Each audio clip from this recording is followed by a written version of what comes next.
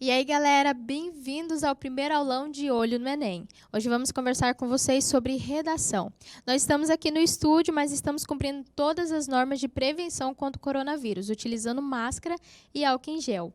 Bom, como todos sabemos, estamos vivendo aí um momento de pandemia, mas os estudos não podem parar, não é mesmo? Por isso, preparamos essa aula especial para você, aluno da Educação Adventista. Meu nome é Marciele. No decorrer dessa live, eu vou estar aqui me comunicando com vocês através do chat da live. Então, se você tiver alguma dúvida, alguma pergunta, envie aqui no chat que nós vamos estar respondendo você, tá bom? Bom, eu estou aqui com a professora Franciele Mendes. Hoje ela vai estar conversando com vocês sobre redação. Olá, Franciele, bem-vinda. Olá, Marci. Para Olá. continuar a conversa, né? Tirei a minha máscara. Estamos aqui nos cuidando. Sim. E hoje nós vamos conversar sobre a competência 2 da sua redação e que é tão importante. Talvez você esteja aí pensando, mas por que na nossa primeira conversa a prof já trouxe logo a competência 2? Queridos, a competência 2 é como se ela fosse a coluna da redação, é ela que sustenta tudo, certo?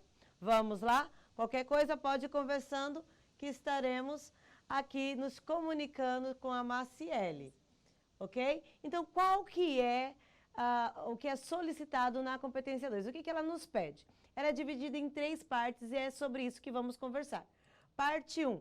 É solicitado que na parte 1 você compreenda a proposta do texto. Então, ele vai avaliar se você entendeu ou não.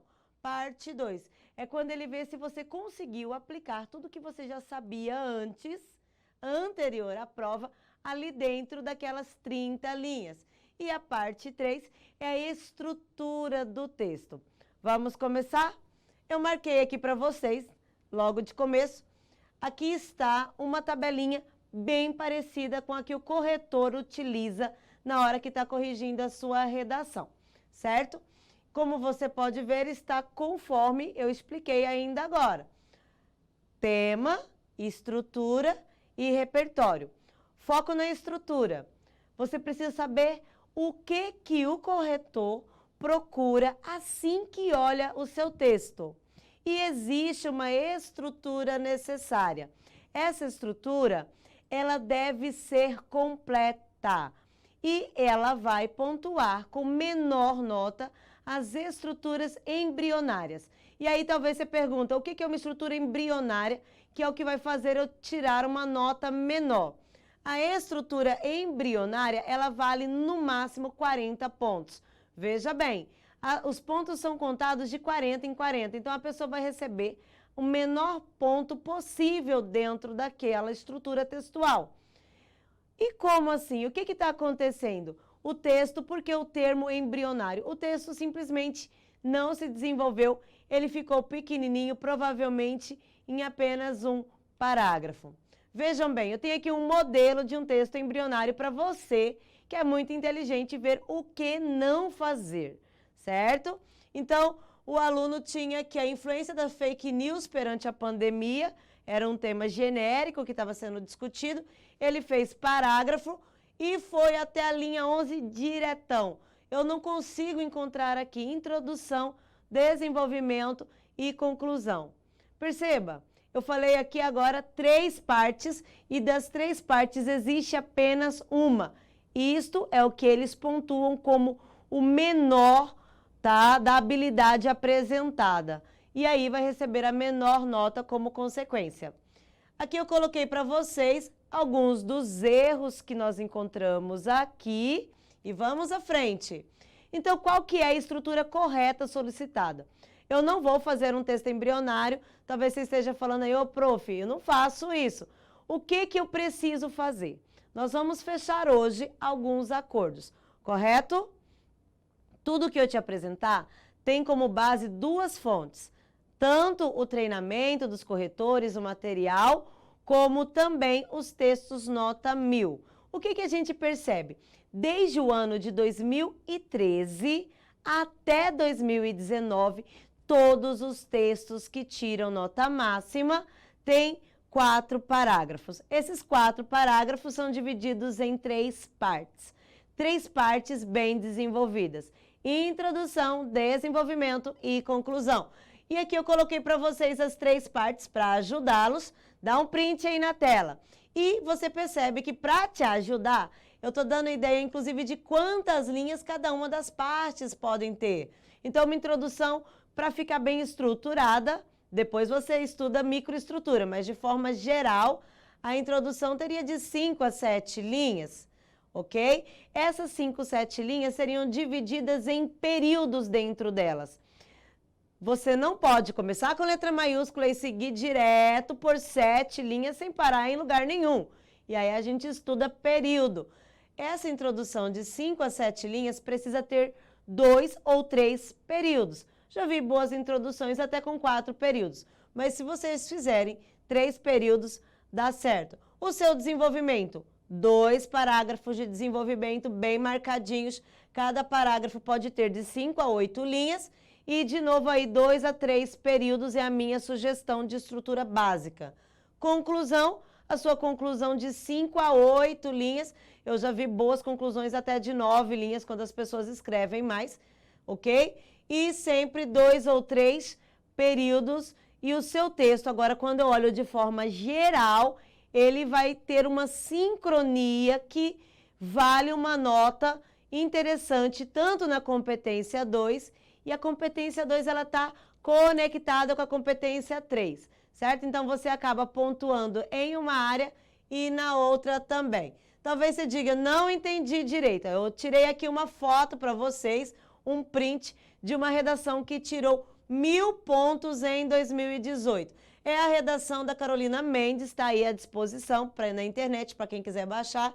Só que eu gostaria que vocês agora testassem o que eu estou dizendo, certo? Vamos ver, será que são mesmo 4 parágrafos? O que você encontra? Introdução, desenvolvimento 1, desenvolvimento 2 e conclusão. Depois você dá um printzinho aí e confere se tem a quantidade de períodos que eu avisei no slide anterior. Aí você fala assim, mas isso era 2018 e 2019. Eu estou aqui com um texto do Gabriel Matricari, meu aluno, e ele tirou 980 em 2019. Lembrando que 980 é quando um corretor te deu 1000 e o outro te deu 960, certo? Então, na mão de um dos corretores, ele foi nota máxima. Parabéns, Gabriel. Então, o que o Gabriel fez? Introdução, desenvolvimento 1, desenvolvimento 2 e conclusão. Gabriel é do Colégio do Porto, Colégio Adventista. E aí, um oi para o pessoal do colégio que está assistindo a nossa live. Vamos adiante? Eu tenho aqui um texto de um colega, o nome dele é Henrique, e ele tirou 1000 em 2019. E agora, o que a gente está analisando? Introdução, desenvolvimento 1, desenvolvimento 2 e conclusão. O que você precisa entender agora e a gente não pode ir para a próxima tela sem conversarmos? Existe uma estrutura completa, nós chamamos de macroestrutura. Então, quando o corretor ele olha para o seu texto, ele bate o olho, ele vai procurar essa macroestrutura que corresponde a quê? Introdução, desenvolvimento 1, desenvolvimento 2 e conclusão. Isso tudo tem que seguir uma ordem coerente da função de cada um. Como assim? Introdução é introdução, desenvolvimento desenvolve o que foi proposto na introdução e conclusão resolve as problemáticas apresentadas. E aí sim, eu terei um texto que recebe nota máxima na competência 2 no que diz respeito à estrutura textual. Para revisar, tudo aqui para vocês. Professora Fran, surgiu uma pergunta aqui, uma dúvida em relação aos parágrafos, né? A quantidade de parágrafo. A pergunta é a seguinte. Só um minutinho. Perdi aqui.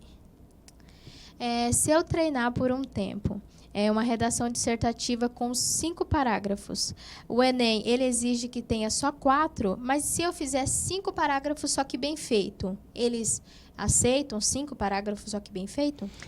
Excelente pergunta, tá bom?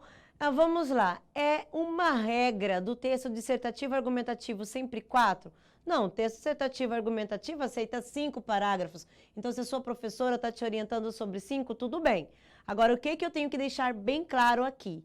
Desde o ano de 2013, todos os textos que tiram mais do que 900 pontos têm 4 parágrafos. Então, se você está fazendo FUVEST, se você está tentando um vestibular, tá bom? Específico, lá você terá abertura para fazer de forma coerente 5 parágrafos. No Enem, nós vamos combinar que não, porque só 4 parágrafos, esse é o modelinho do Enem. Tudo certo? Tudo certo, então. Obrigada pela resposta. Vamos adiante. Agora, foco aqui com vocês com a outra parte da nossa tabela do corretor. Quando eu olho agora, eu deixei em vermelho para vocês, eu queria chamar a atenção. Eu quero que agora você dê uma olhadinha na pontuação aqui. Ela está contada, como eu disse antes, de 40 em 40 pontos. Toda tabela de correção começa do zero. A competência 2 não começa do zero, começa de 40. Talvez aí no momento bem positivo você diga assim, ah, já sei, começou com 40 porque eu já começo ganhando 40 pontos. Não, não é isso. Então vamos à realidade, ok? A questão é, se você zerar a competência 2, você zera o texto inteiro. Por isso que eu estou começando com ela, tá certo? Ninguém aqui vai tirar zero, vai entender direitinho como funciona, porque a competência 2, se você zerar ela, você perdeu o texto todo. Como assim, Fran? Veja aí essa primeira linha. Se o aluno escrever de forma parcial sobre o assunto do tema sugerido, e tendo só uma parte desenvolvida, ou seja, ele só fez a introdução, ele fica na casinha dos 40 pontos. Como seria desenvolver de forma parcial? Vamos dar como exemplo o tema do ano passado, a democratização do acesso ao cinema no Brasil. Então, o aluno escreveu sobre cinema dentro do Brasil e falou que todos têm direito ao acesso. Não usou o termo democratização, mas disse que é direito de todos. Então, ele tem o assunto, tá? Mas ele não usou os termos necessários. Então, está de forma parcial, superficial. Ele vai fazer no máximo 40 pontos. Agora, digamos, ele leu lá todo o texto motivador e ele falou é sobre arte, é sobre cultura. Então, eu vou falar sobre cultura de forma geral. Eu leio o texto, não tem nenhuma vez escrita a palavra cinema, não é sobre cinema, é só sobre cultura, então é zero. Mas, olha só, não é zero na competência 2, por isso que não tem o zero aqui. É zero no texto inteiro.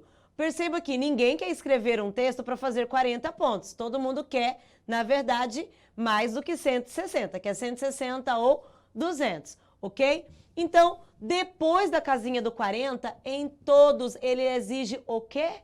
Olha aí, completude temática. Para te ajudar, eu até coloquei o que significa abordagem total do tema. Como é que eu faço isso? O corretor tem que perceber nos 4 parágrafos, os 4, com o tema. Se não for assim, ele vai dizer que o tema foi abordado apenas de forma parcial. E aí tu fica na casinha dos 40 pontos.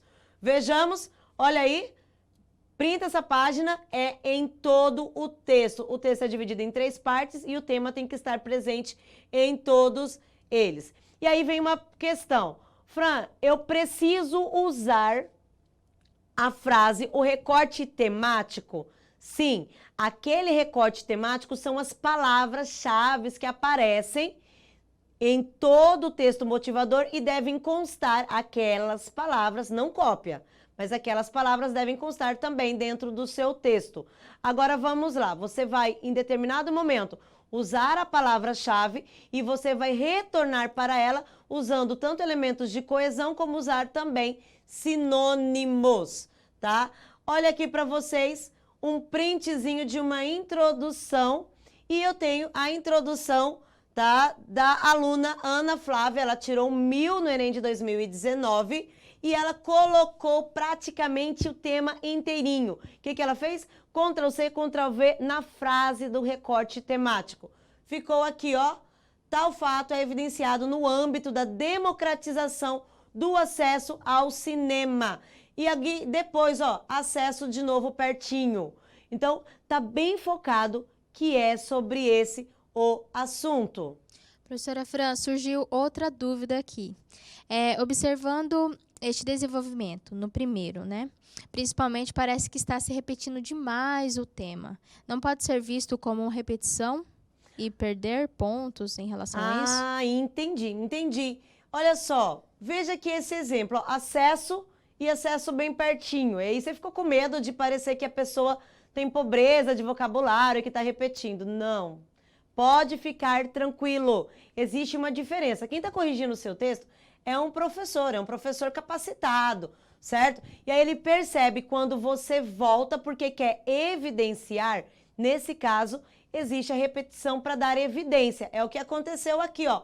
2 vezes a palavra acesso pertinho, porque ele está evidenciando o acesso à cultura, acesso ao cinema. Nesse caso, não será visto como pobreza de vocabulário. Pode ficar tranquilo, certo? Mas isso deve ser programado. Olha aqui agora no desenvolvimento, eu tenho acesso, de novo, mais de uma vez. Então, isso aqui é um texto que tirou nota máxima, não foi descontado o ponto dele por causa disso.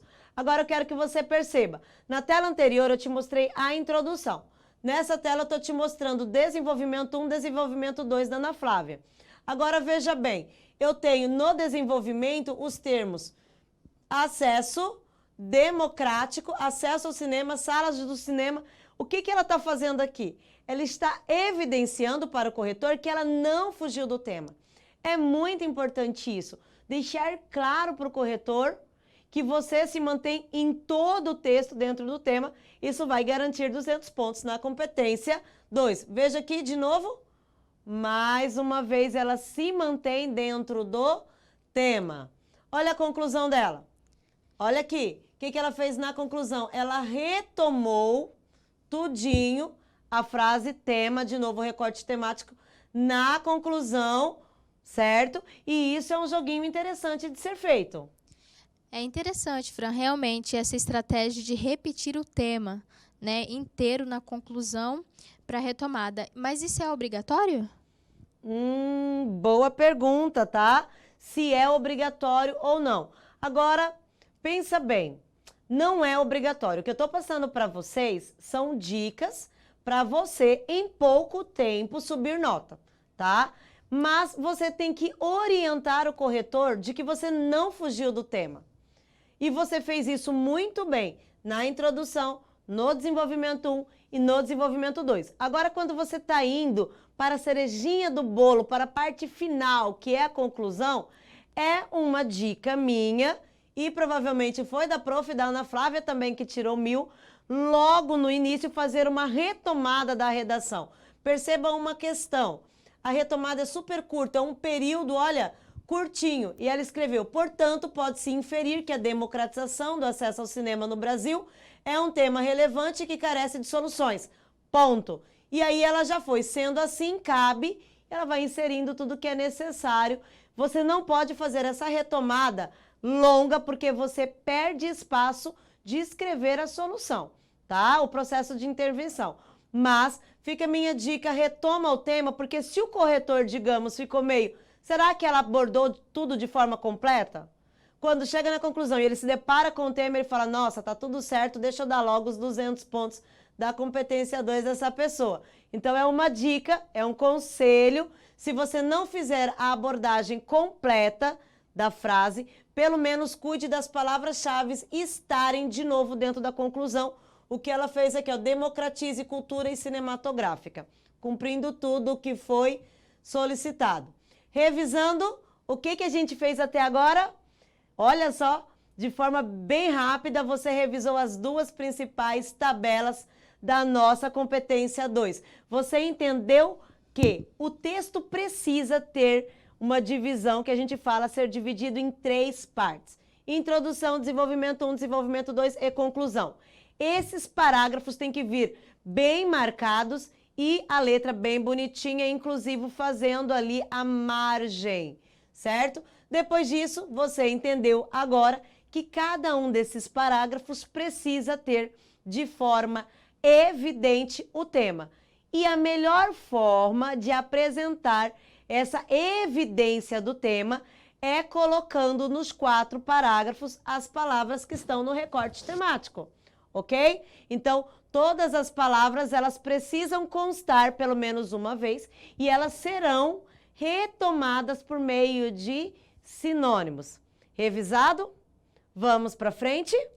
Continuando. Olha a nossa tabela. Voltei nela e agora foco aqui, olha, na última parte, aonde alguns dizem que é uma das mais complexas, que é o repertório. O que a gente viu?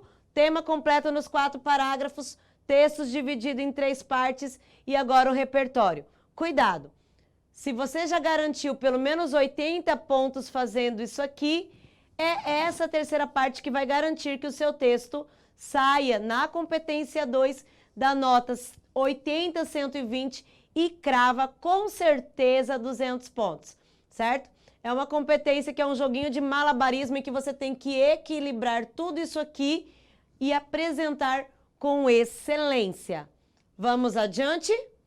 Então, aqui está uma revisão para vocês e nesse momento nós vamos ver como que o repertório deve ser escolhido e, portanto, como ele é avaliado. Eu estou usando aqui o termo repertório.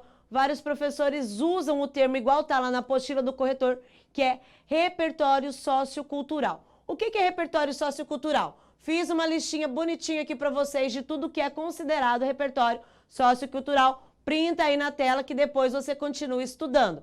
Mas tudo que você tem construído com você faz parte da sociedade que você viveu e, de alguma forma, são registros tanto culturais como sociais. E aí a gente entra em conteúdos como história, filosofia, sociologia, biologia, química, física, coisas da escola, tudo que você aprendeu, beleza? Agora eu vou para um outro grupo, o grupo que seria o grupo da cultura. E aí eu tenho, além disso, filmes, séries, livros, vou repetir, livros, importantíssimo, tá? Livros, contos, crônicas, tudo isso que você tem de acesso cultural, que faz parte da identidade de quem você é e que te ajuda a construir o seu senso crítico. Além disso, ainda temos todas as questões de atualidade, jornal, revista, TV, redes sociais, tá bom? Então, inclusive, marca as redes sociais para você aprender através dela, igual a gente está fazendo aqui hoje, ok? Vamos a um ponto que tira nota do aluno. Não de vocês, porque vocês não fazem isso. Eu sei, parabéns. Mas a galera que está meio desatento acaba perdendo nota com isso. Quando pega aquele textão, que é chamado texto motivador, vem lá no meio da sua prova do Enem, a pessoa fica lá meio insegura e acaba, nossa, gostei do que está escrito aqui, vou colocar no meu texto. Então, o nome daquele texto é texto motivador ou texto inspirador. É para você ler e ter ideias após a leitura. Se você copiar Ctrl+C, Ctrl+V, tá? Copia, cola, qualquer coisa dali, abre parênteses, do texto motivador ou da prova, das questões, se você copiar alguma coisa, vai ser descontado nota e a sua nota vai ficar pequenininha. Você vai fazer provavelmente 40 pontos. Se você copiar de forma bem indireta, tá? E mais o corretor perceber que ainda é uma cópia, talvez você faça 80 pontos, certo? Então, não faça cópias do texto motivador.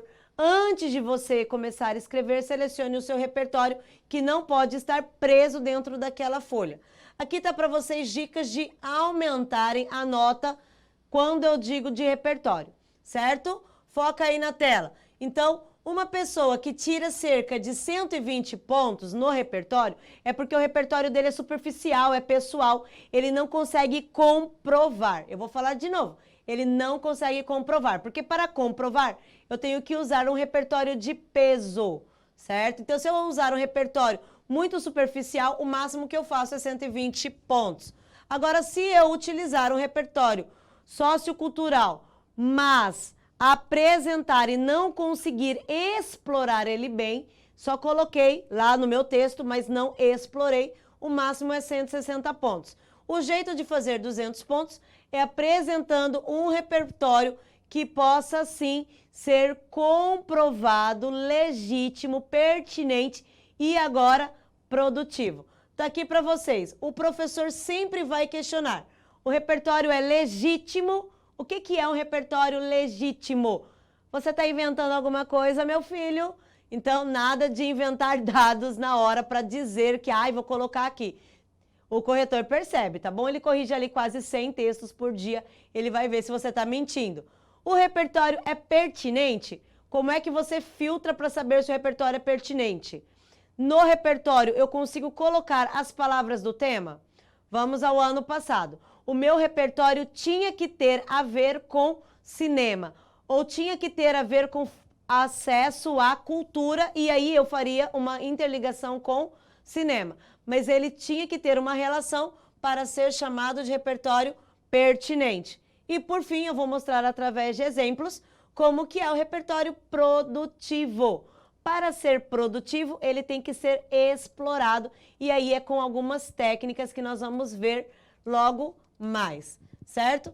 Agora eu queria te chamar a atenção, eu fiz aqui um printzinho como se fosse um joguinho. Como que é difícil passar por essa análise do repertório. Vamos lá. Se a sua redação tem trechos de cópia e está muito presa ao texto motivador, o máximo é 80 pontos. Se agora ele tem um repertório, certo, que não é do texto motivador, mas de alguma forma é limitado, é 120.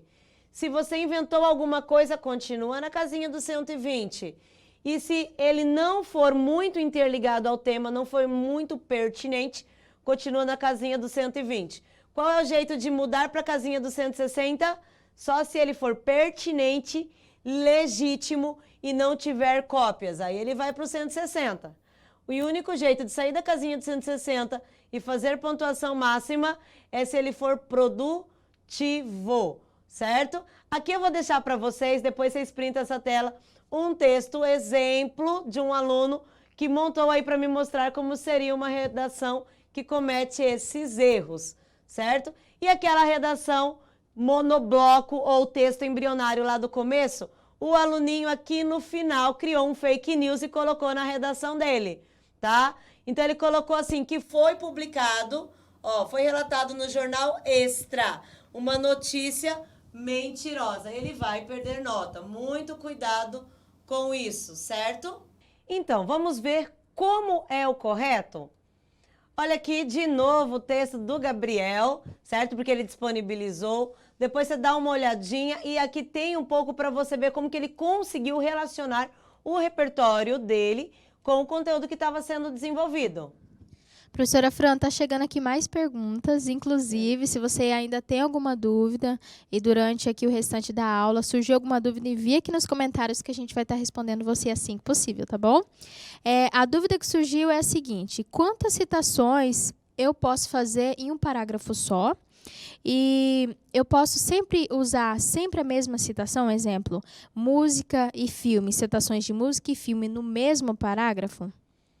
Vamos lá. Eu tenho aqui um exemplo, mudei, é a redação ainda do Gabriel, só que agora eu estou mostrando para vocês a introdução dele, o desenvolvimento dele e a conclusão para responder essa dúvida aí.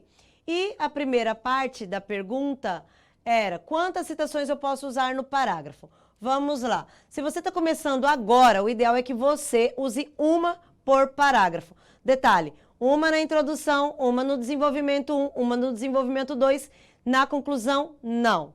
Tá bom? Na conclusão, talvez você volte em um repertório que você já utilizou, não apresente repertório novo na conclusão. Por que que eu só falei uma? Porque você precisa, lembra daquela parte? Explorar o repertório. Se você começar a colocar um monte de citação, o seu texto vai parecer uma colcha de retalho com um monte de conteúdo de fora que não é seu. Eu quero ouvir se você tem, quando eu estou lendo o seu texto, eu quero ler se você tem base, então você faz uma citação para mostrar que você tem base. Mas eu quero ler se você está entendendo essa base que você está utilizando. Então você posta o repertório e argumenta após postar o repertório. Veja bem, ele começou citando uma série americana, a série era sobre cinema, ele volta, apresenta o tema inteirinho, igual aquela dica que eu dei, e aqui, já no outro período, ele retoma, pois ao contrário do visto no seriado, qual seriado? Esse aqui, O que ele está fazendo quando já no outro período ele volta? Ele está fazendo o que eu disse que é o explorar, é tornar o repertório produtivo. Então, se ele tivesse citado 2, 3 aqui, repertórios diferentes, teria como ele fazer esse joguinho de voltar? Não, ia gastar muitas linhas. Então, tenta fazer um por parágrafo. Agora, outra parte da pergunta do aluno era se poderia ficar usando o mesmo tipo de repertório. Por exemplo, não gosto de ler muito, não gosto de filósofos, mas eu gosto de filmes, então todos os meus repertórios serão sobre filmes. Penso que foi isso. O que eu tenho para te dizer? Não pode fazer assim, tá? O Enem, o material do corretor, pede variação no uso de repertórios. Então, precisa, no mínimo, 2 tipos diferentes, tá? Se você puder e tiver esse interesse, treine 3.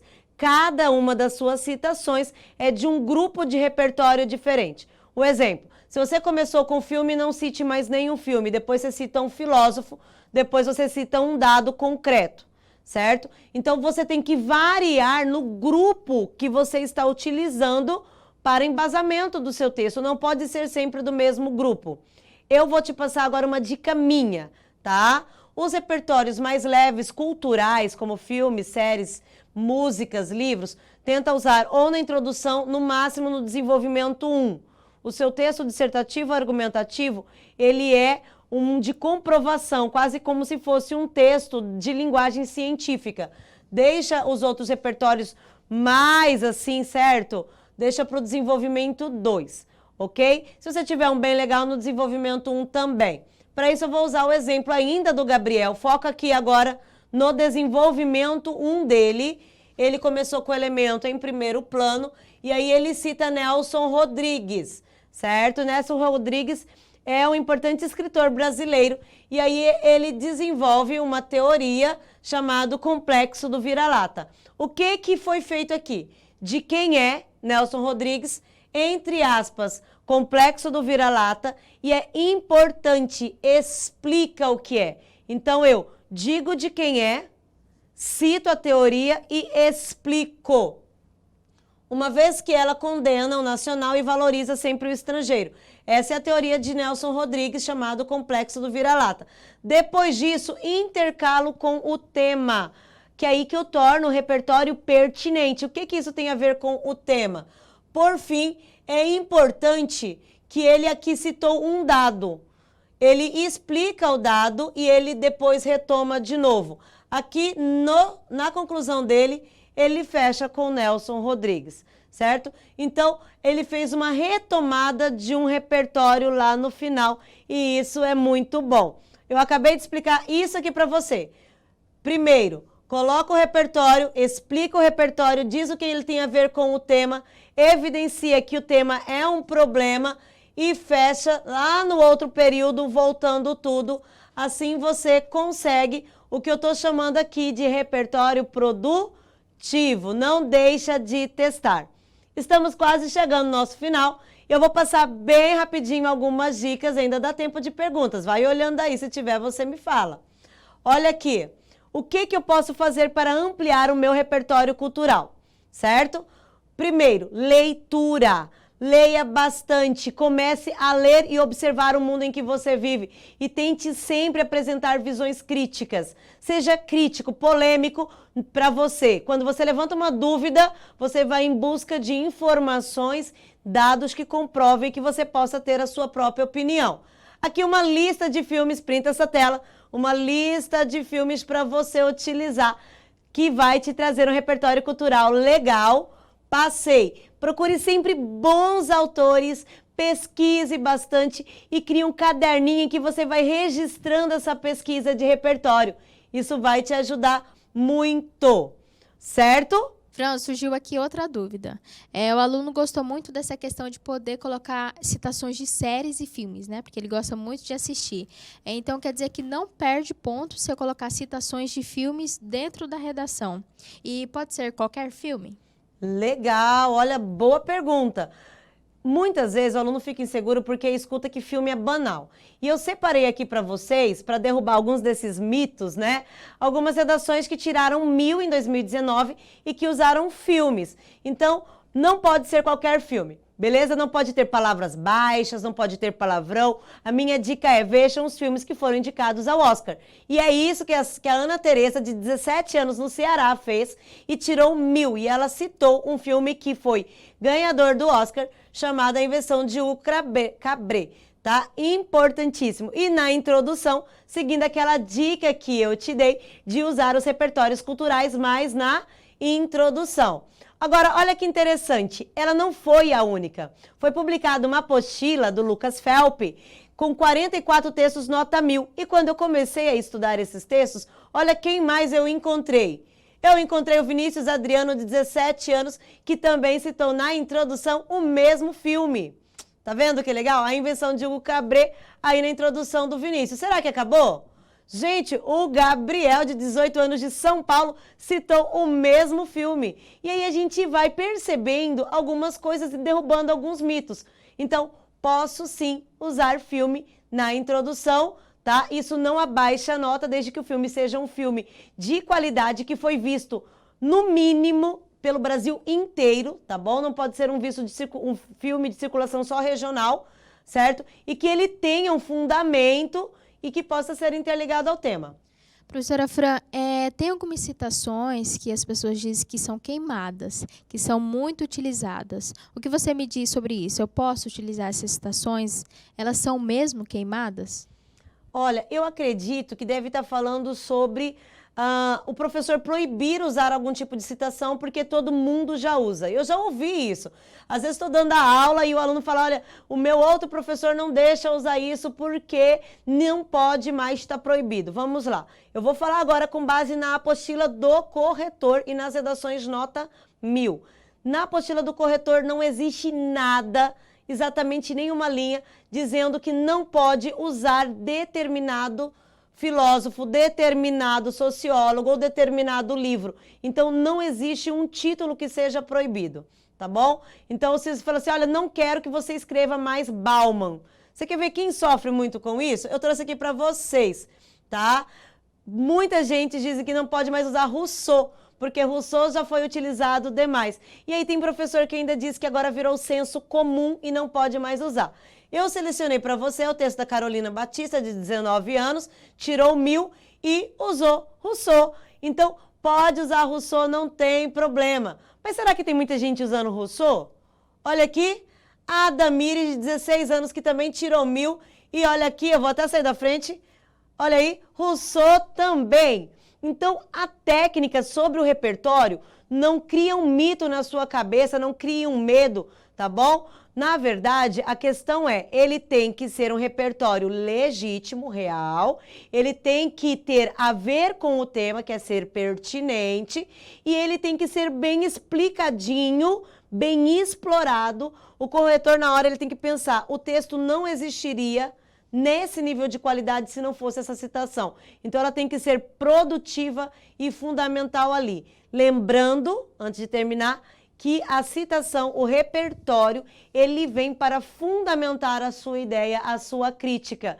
Então, ela tem que vir como um peso de comprovação da sua ideia. Ele trabalha para você, certo? Por fim, eu separo aqui um textinho de 2018, usando Rousseau também, que sempre apareceu Rousseau. E isso é muito importante, você saber que você está livre para utilizar o seu conhecimento prévio durante a redação, ok? Aqui, mais um de Rousseau. Gente, olha aí, mais um de Rousseau. E eu termino quase aqui só repetindo para vocês que o seu repertório tem que ser legítimo, pertinente e produtivo. Fechou? Então, temos aí, o texto é dividido em 3 partes, 4 parágrafos, o tema nos 4 parágrafos, todos os 3 primeiros parágrafos usando perfeitamente o repertório e a sua nota será excelente. Professora Fran, muito bom sua explicação, na verdade. Tem uma pergunta aqui que eu tenho certeza que todo mundo gostaria de te perguntar. Qual é a sua aposta para o tema da redação do Enem deste ano? Olha aí, bem na hora que eu mudei para falar sobre o nosso desafio da semana, sobre o tema. E perguntando sobre o tema, eu acredito que deve estar cheio de perguntas aí sobre isso, que é a maior ansiedade da galera. E eu tenho uma aposta grandiosa sobre o tema. Pega um papel, anota aí que vai ser isso. Ninguém sabe o tema. Tá bom? A minha aposta é, não cai nisso, não cai nessa onda de ficar grudado num tema, porque ano após ano o Enem tem se tornado especialista em nos surpreender na hora do tema. A melhor forma de você se preparar é estar pronto para desenvolver qualquer tema, e isso você faz escrevendo um texto por semana. Tá? Os professores agora vão explorar muito a questão da pandemia, do Covid e tudo mais, mas corre o risco de chegar lá e não ser isso. Mas pensando em, você pode ir lá no seu repertório, no contexto que vive, usar isso dentro de um tema que não seja o Covid. Eu trouxe aqui um desafio para vocês. Semana que vem, tá? Você tem essa semana e semana que vem para você aprofundar a sua pesquisa e estudar o recorte temático dessa semana, e vai ser disponibilizado também a proposta de redação, é esse aqui. Entre as vantagens e os desafios na democratização do ensino à distância no Brasil. Fechei com vocês. Então, olha que não é um tema fácil. É um tema atual? É um tema atual. Olha o burburinho que tá, olha você aprendendo aí à distância. E eu quero que você diga vantagens, pontos positivos e desafios. Agora, todo o texto gira em torno de um problema. Para tanto, sempre que você falar da vantagem, diga que é bom, mas não está acessível para todos. Por isso que eu usei a palavra aqui, democratização, certo? Nós seguimos, nós paramos por aqui. Eu vou me despedindo de vocês e digo que foi um prazer, tá bom? Nós vamos seguir acompanhando os comentários, tirando dúvidas, tá bom? Um forte abraço. Pois é, o nosso primeiro aulão está chegando ao fim. Foi muito bom ter a sua companhia aqui conosco. E segue aí as dicas da professora Fran e a tarefinha que ela fez. Continue aí pesquisando o tema para você sair muito bem, tá bom? Como estamos vivendo num momento em comum, é possível que você esteja preocupado ou ansioso, mas não fique. Tem um verso bíblico que se encaixa muito nesse momento que alguns de vocês possam estar vivendo, que é o verso bíblico de Josué 1:9, que diz bem assim: Não fui eu que ordenei você? Seja forte e corajoso, não se apavore nem desanime, pois o Senhor, o seu Deus, estará com você por onde você andar. Então, se você está preocupado ou ansioso em relação ao Enem, não fique. Confie em Deus e faça a sua parte, que tudo vai dar certo, tá bom? Eu já te convido para o próximo aulão de Olho no Enem, que vai ser no dia 2 de junho, e o tema abordado será matemática. Se você quer saber mais informações sobre esse próximo aulão, procura aí na rede social da sua escola, tá ok? Então, muito obrigado pela companhia, até o próximo.